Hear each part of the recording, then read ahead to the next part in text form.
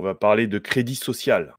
Là, je vais vous parler du crédit social chinois pour que vous ayez les paramètres pour analyser le crédit social, heu, qui va se mettre en place en France un jour ou l'autre et le crédit social que vous pouvez mettre au sein de la communauté. Je m'explique, au niveau communautaire. Le problème, de la communauté noire et des communautés en général, mais particulièrement de la communauté noire, c'est le fait de ne pas se faire confiance entre nous et donc il faut un crédit social pour que les gens se fassent confiance les uns les autres, OK? Ça peut être, même si vous avez par exemple, une communauté de commerçants, une communauté ouais, de commerçants par exemple, s'ils ne se font pas confiance entre eux, c'est mort. Donc c'est pour ça que je voulais parler de cette histoire. Pourquoi ils ont mis en place, le crédit social?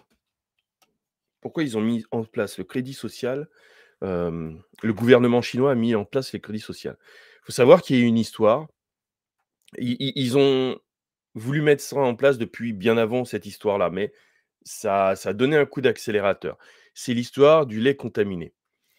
Le lait contaminé, en Chine, bah, là, comme vous le voyez sur l'article, il y a eu 3 condamnations à mort.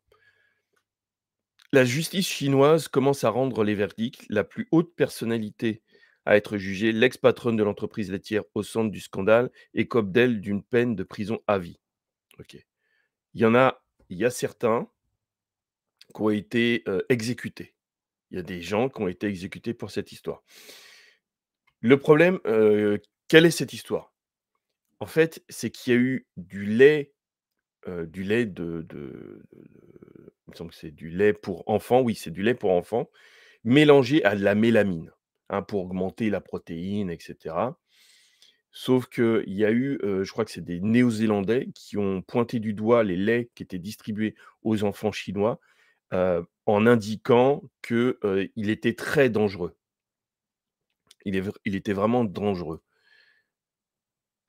Alors, je vais voir, je vais mettre en plus gros. Oh mince, c'est ça. Ah, attendez, voilà. Les peines sont d'une sévérité exemplaire à l'image de l'ampleur de l'émotion suscitée par l'affaire en Chine. 3 producteurs de lait impliqués dans le scandale du lait pour bébé coupé à la mélamine ont été condamnés à mort jeudi. Voilà, c'est comme je vous le disais. Le troisième accusé a été condamné à la peine capitale, mais avec sursis. Parmi les prévenus condamnés à la peine capitale, Zhang Yujin, qui a produit la poudre contenant de la mélamine et en a écoulé 600 tonnes. C'est énorme pour une valeur de 994 700 $. Il a été reconnu coupable d'avoir mis en danger la sécurité publique.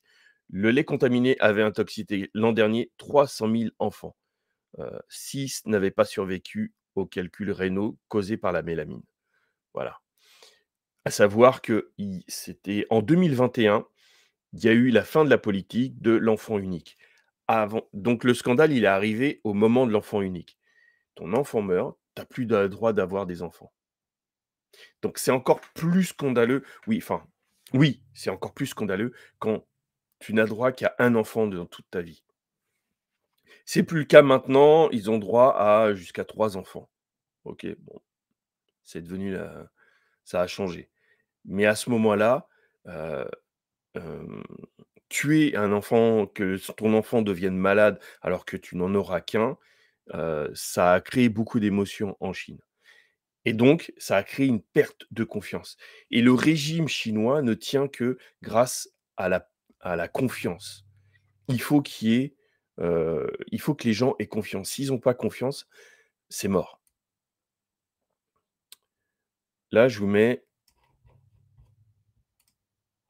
une image du crédit social chinois, pour vous donner une image de ce que c'est.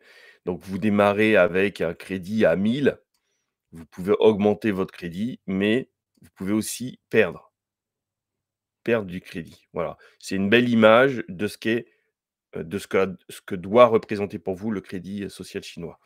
Sauf que cette vision-là est comment? et pas assez explicite. C'est pour ça que je vais vous la détailler. Je vais juste prendre quelques questions, si tout le monde comprend. Alors, on parle de ça, les yeux enceints ont marqué un point, voilà. OK, bon, je pense qu'il y aura pas trop de questions, on continue. Alors,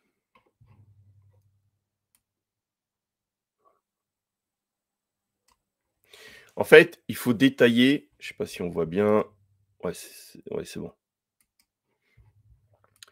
Alors, il faut que vous compreniez une chose. Voilà. Le crédit social, c'est les occidentaux qui ont, trouvé ce nom-là, hein. Ils ont mis ça en crédit social, ils ont mis ça en fourre-tout. Première chose, il faut découper ce qu'ils appellent crédit social en 3 projets distincts. Faut vraiment distinguer 3 choses. Le premier volet, c'est la fiabilité financière des entreprises. C'est pas juste les particuliers, c'est les entreprises et les particuliers. 1, ils sont notés par rapport à leur solvabilité financière. Pourquoi? Ah, je craque la tête. Pourquoi? À cause des crédits.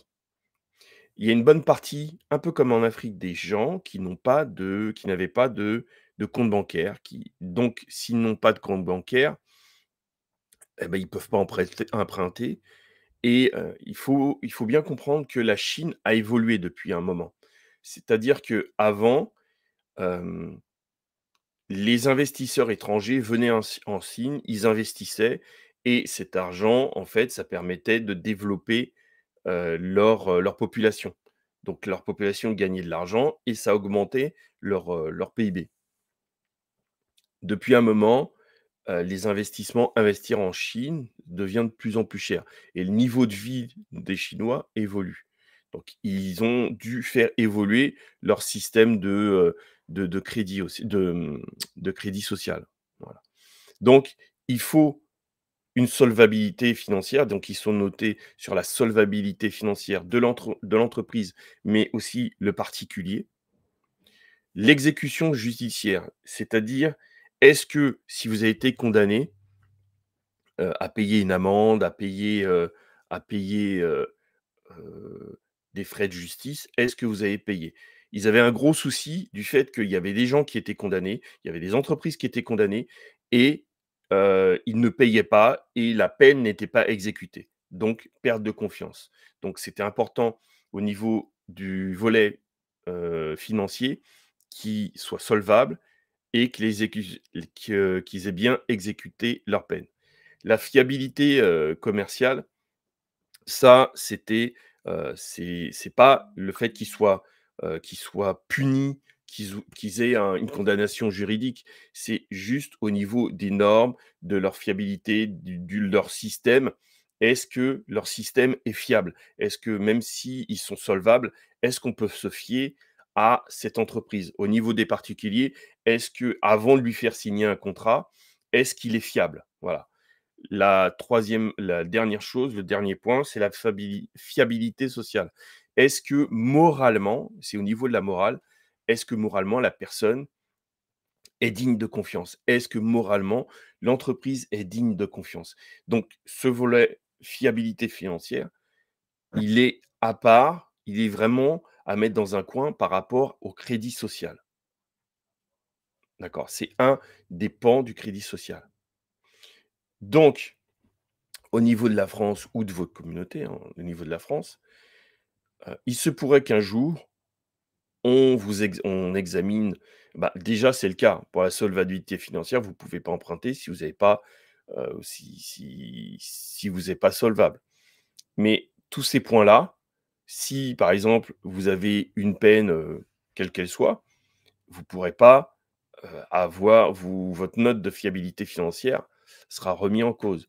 Pareil pour, le niveau commercial. Si au niveau de la fiabilité, sociétale, par exemple, vous n'aimez pas qu'on vous impose des trucs comment dire ça? Heu, Imaginons que vous soyez contre, les dérives LGBT, bah, au niveau de votre fiabilité sociétale, bah, ça risque de jouer. Et donc au niveau de votre fiabilité financière, ça risque de jouer. C'est ce qui pourrait s'imposer en France. Donc avant de passer à la suite, je vais regarder si vous avez des questions. Dites-moi si vous avez des questions, si c'est clair pour vous ou pas. Le but pour nous est lequel? Alors, au niveau, si vous avez une communauté, il faut 2 choses pour qu'elle fonctionne, c'est la coopération et la confiance. Là, aujourd'hui, on va parler de la confiance.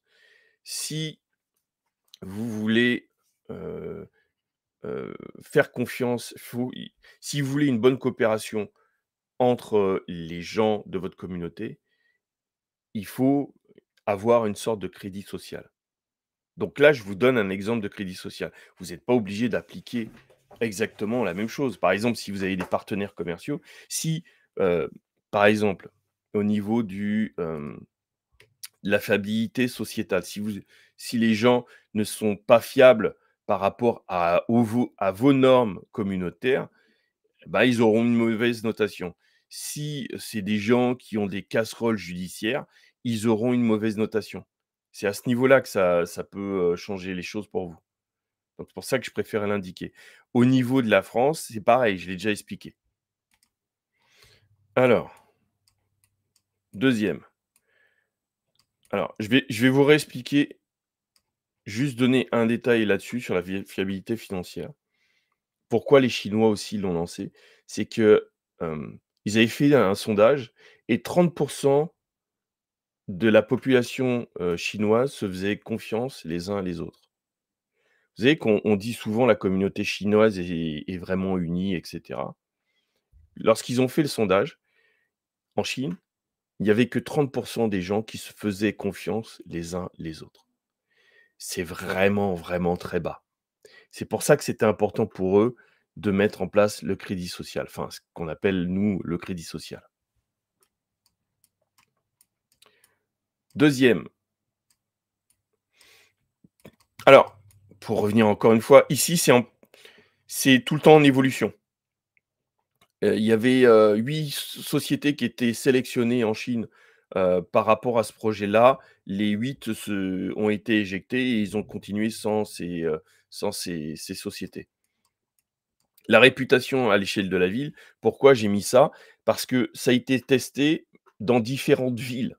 C'est-à-dire le crédit social d'une ville à l'autre n'était pas le même et n'est pas le même. Donc, pardon. Donc en fait, les autorités chinoises ont dû mettre à un moment le holà et leur dire que vous aviez pas besoin de pénaliser des choses qui étaient déjà, illégales. Vous avez pas besoin de rajouter des choses qui étaient déjà illégales. Donc ça a permis d'atténuer un peu, l'effet du crédit social et je le rappelle, n'ayez pas le point de vue occidental, mais le point de vue chinois pour comprendre ça. C'est vraiment pour que les gens aient confiance les uns envers les autres, parce que s'ils n'ont pas confiance les uns envers les autres, ils ne coopèrent pas et la Chine ne grandit pas. Donc réputation à l'échelle de la ville. Si vous avez un mauvais crédit, une mauvaise réputation, eh bien, vous avez une interdiction de voyager. Il faut savoir qu'en Chine, il y a 23 millions de personnes qui ont une interdiction de voyager. Interdiction scolaire. Hem, Là, en fait, si une personne veut aller à l'université, elle ne peut pas. Elle ne peut pas si, elle a une mauvaise réputation à l'échelle, par exemple, de sa ville. Ce sera pas possible. Il y a une vidéo qui tournait à un moment sur par exemple, les cantines. Il y avait des enfants les cantines en Chine. Il y avait des enfants, en fait, et bien, selon qu'ils ont une bonne réputation, et ben, ils peuvent, manger ou pas et ils payent un prix, selon leur réputation. Voilà, donc ça joue beaucoup. Perspective d'emploi réduite, hein, si vous avez une mauvaise réputation et puis ça peut se répercuter, sur l'entreprise. Donc c'est important pour pour l'entreprise que ses salariés aient une bonne réputation. Si vous avez une mauvaise réputation, vous avez une surveillance accrue. Donc forcément, ça risque de faire boule de neige. La honte publique, alors là, c'est ce qu'on a vu aussi, nous, en Occident. C'est des gens qui étaient affichés dans les gares, les aéroports ou même juste en passant. Les on comment?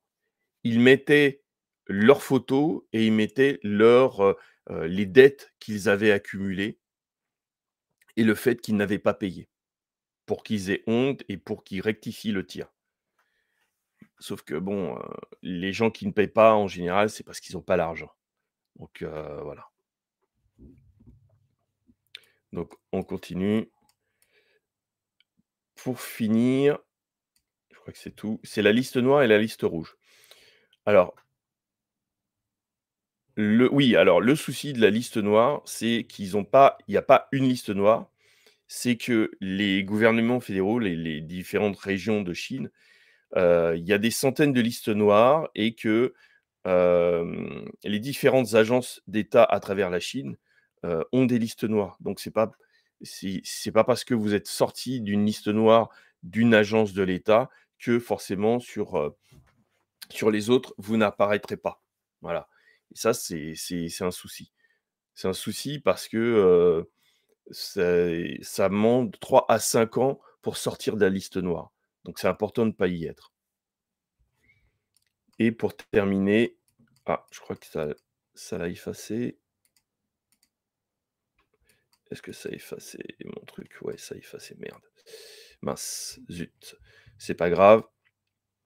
La dernière, c'est l'intelligence artificielle. Alors pourquoi je tenais à mettre ça?